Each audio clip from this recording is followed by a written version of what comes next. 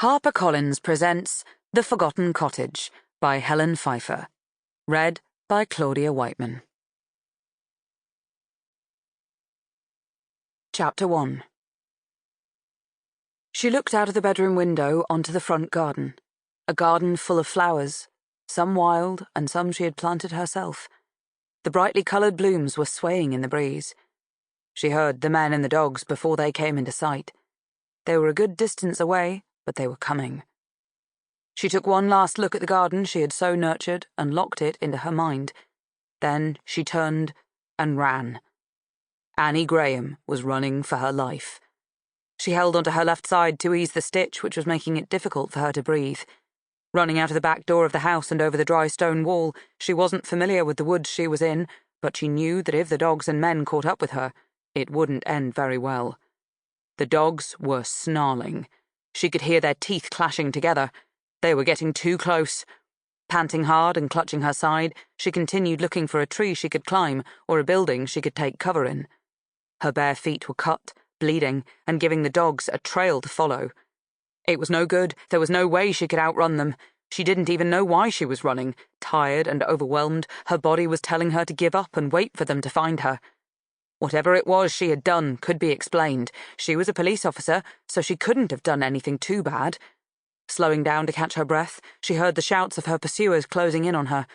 They were hyped up and chanting the same words over and over. "Thou shalt not suffer a witch to live! Thou shalt not suffer a witch to live!" Fear filled her heart. She wasn't a witch. This was stupid. Why would anyone think that? The voices were close now, too close. They were chanting in a frenzy. Annie looked down, expecting to see her police uniform, but was startled to see a long white cotton gown. She didn't even own anything that looked like this. An adrenaline kick started her urge for survival, and she began to run once more. She heard the sound of the bubbling river, which wasn't too far away.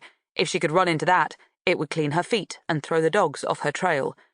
With the fast-flowing river in sight, she felt hope that this might not end as badly as she'd thought. She pushed herself on, so focused on reaching the icy cold water that she didn't see the mossy boulder jutting out of the ground, and ran straight into it. Excruciating pain shot through her foot, and she lost her balance and began falling towards the water, jerking so hard that she woke from the nightmare and managed to wake Will at the same time. "Oh, dear God, it was a dream. It was just a dream." A groggy Will reached across and switched the bedside lamp on. He looked at the clock. It was 3 a.m. "Are you okay?" "Sorry, I didn't mean to wake you. Bad dream." Will blinked and looked at her.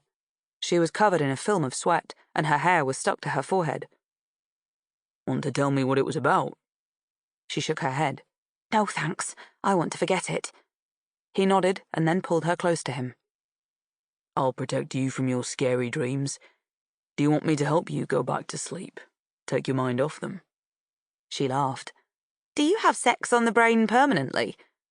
"Only when I'm with you, but in this case, I'll settle for a cuddle." He lay back, and Annie lay next to him, his arms around her and her head on his chest. Almost immediately he began to breathe deeply, and she lay listening to him, watching his chest rise and fall. She wished she could go back to sleep so easily. This was the second time in as many days that she'd had the same nightmare, and had woken up at the exact same time. It left her feeling unsettled that there was something hovering in the distance, a dark shadow in the background, which was keeping out of sight, and she had no idea what it was or what it could mean. Pushing it to the back of her mind, she began to think about the wedding, which was only 14 weeks away. She lifted her hand to look at the beautiful engagement ring Will had given to her. Who said that dreams didn't come true?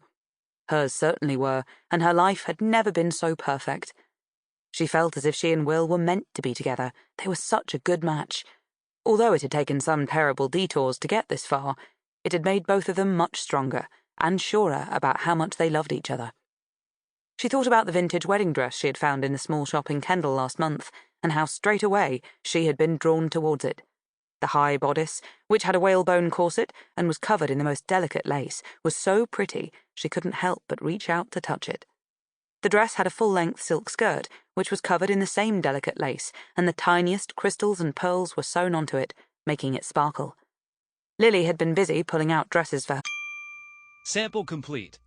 Ready to continue?